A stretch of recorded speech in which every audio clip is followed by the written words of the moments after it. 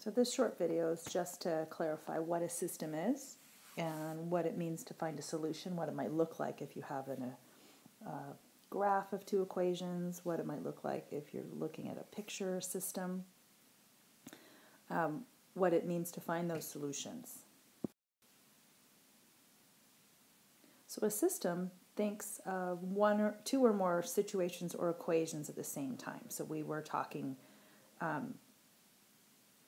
about the picture ones that we did in class, and this is classic on Facebook. And so the solution has to work for all the constraints. So one of the constraints is that 3 apples is 30, and an apple and 2 bananas is 18, and the banana minus coconut is 2, etc. So every constraint has to be satisfied. That this one's an easy one because you know that the apples have to be 10. So once you know that, you can slap them into all of those, and you can use that information to find the rest. But if an apple is 10 in this one, it has to be a 10 in all of them. And you have to figure out the value that makes it work in every single constraint. Another example of a system is a diamond problem, where you're looking for what two numbers multiply to 8 and add up to 6. Now this is an easy diamond problem. But the numbers that multiply to 8 are 1 and 8, 2 and 4, 4 and 2, and 8 and 1, not very difficult. And the numbers that add to 6 are 6 and 0, 1 and 5, 2 and 4. Oh wait, here is a solution to the system. 4 and 2 would also be a solution to the system. So it has to work for both requirements. In this case, the constraints are the requirements, or they have to multiply to 8 and add to 6. This is also an example of a system. I've got 4 coins, all dimes and nickels. So I have a total of 35 cents. Now, I know you can solve that in your head really easily, but visually in a table, it might look like I've got 0 dimes, 0 dimes and 4 nickels, 1 dime, 3, 2 dimes, and 2 nickels, 3 dimes and 1 nickel, and then 4 dimes and 0 nickels. Now before, in the question before, it didn't matter if the 4 and the 2, it didn't matter the order, but in this case it does, because 0 dimes and 4 nickels means something else. Because 0 dimes means that I have 4 nickels, that means I've got 20 cents. 1 dime and 3 nickels means that I've got 10 cents, 20 cents, 25 cents.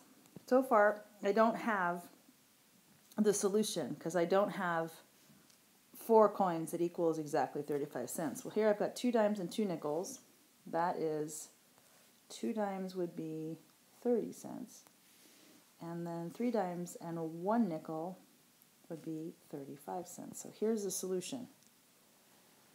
Even though it looks different, it's because we have dimes and nickels, but the solution meets both requirements. I got the same number of dimes and it's 35 cents.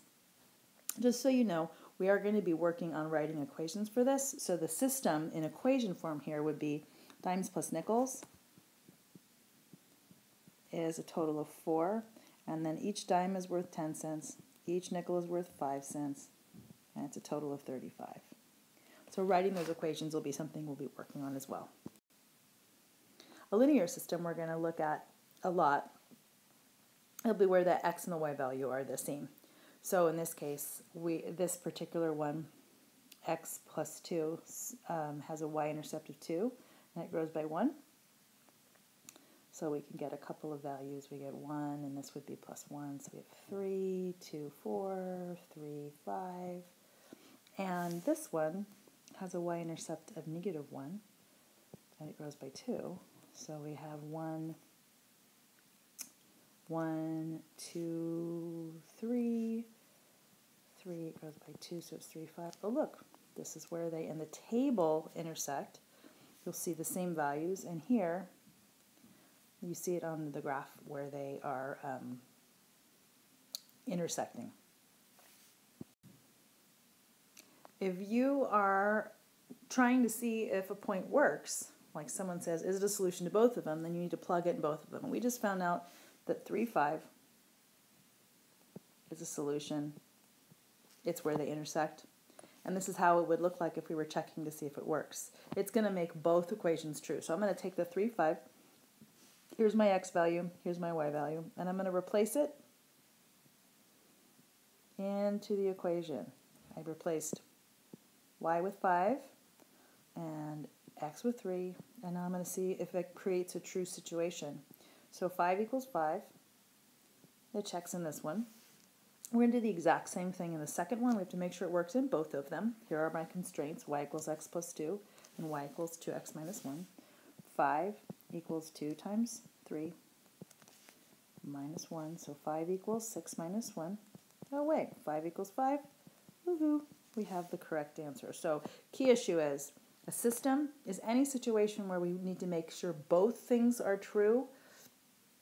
Sometimes it's a linear system, sometimes it's going to be a word situation, sometimes it's going to be a graph, but it's where a point that makes both things true.